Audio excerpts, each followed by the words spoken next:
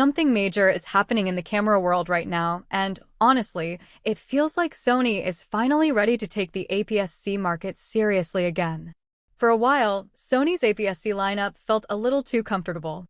Sure, the A6700 was a fantastic hybrid camera. It delivered strong autofocus, solid video features, and excellent image quality. But let's be honest, it didn't exactly feel revolutionary. It felt safe.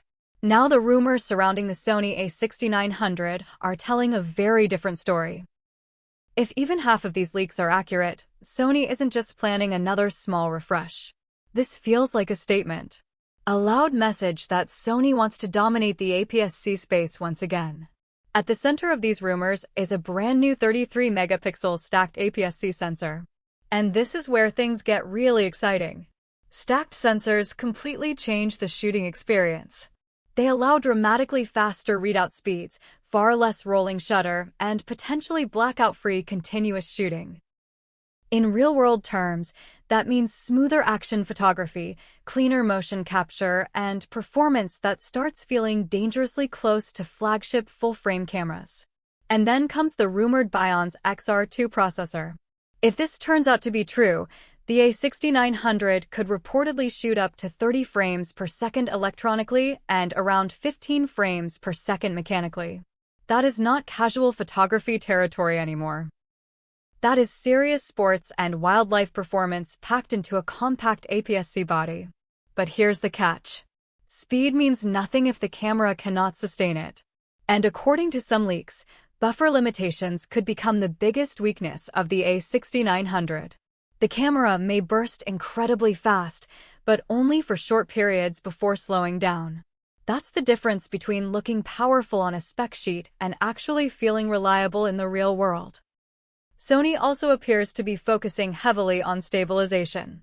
Rumors suggest an upgraded 8.5-stop IBIS system, which would be a huge improvement for handheld shooters and content creators.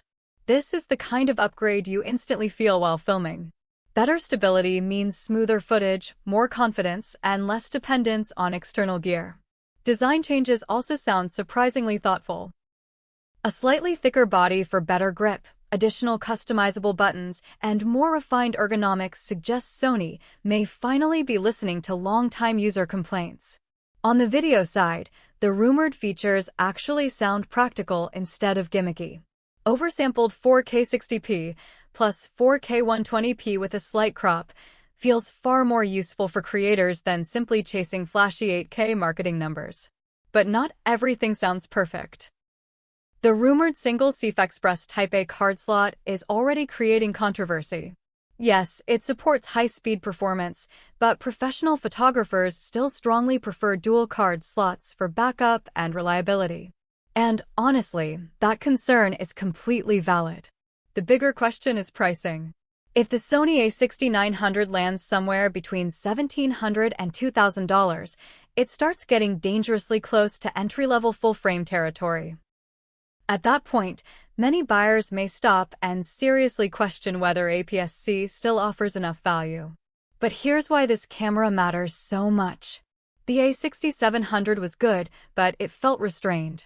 The A6900 sounds like Sony finally embracing what APS-C cameras do best: speed, reach, compactness, and efficiency. And if Sony delivers the right balance of performance, usability, and pricing, this camera could become one of the most important APS-C launches in years. Not because it's perfect, but because it shows intent. It shows Sony is no longer treating APS-C as a secondary system.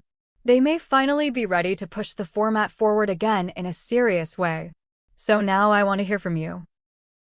Would you choose a powerful APS-C camera like the rumored A6900, or would you still go full frame in 2026? Drop your thoughts in the comments below.